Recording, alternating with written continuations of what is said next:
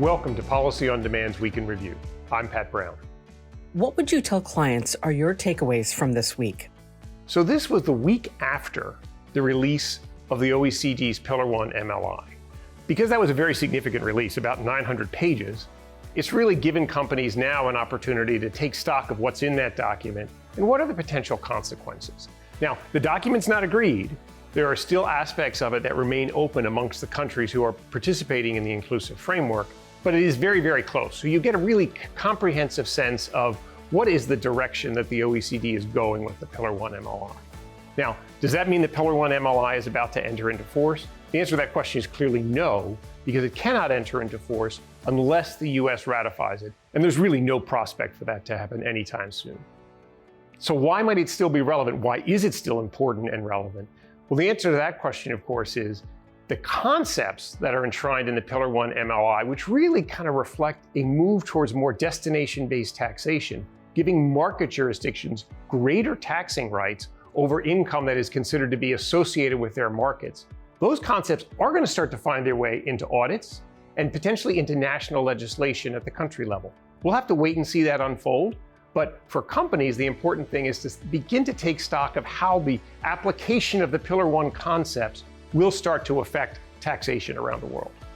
Which question related to policy did you get asked the most, and how did you respond?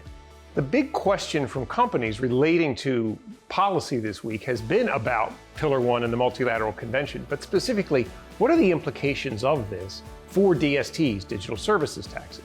Because we know that the OECD, pursuant to an agreement that was reached earlier this year, had essentially gotten countries to agree that if the multilateral convention was signed before the end of 2023, there would be an additional one-year moratorium on the implementation of digital services taxes.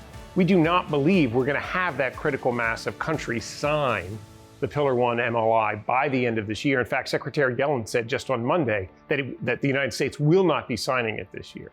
So now the question is, what are the implications of that for digital services taxes? Are we in fact going to see countries go ahead and move ahead to implement digital services taxes? And what will the consequences of that be for companies? The scope for the application of digital services taxes is much broader than the scope of companies that are within scope of the Pillar 1 MLI. So the reach of this DST issue is much broader than the reach of the Pillar 1 MLI. Where should companies focus their attention in the coming week? I'm advising companies to pay a lot of attention to an upcoming OECD conference here in Washington, D.C. Now, this is a conference that in past years the OECD has typically held in June. The timing has shifted to October this year.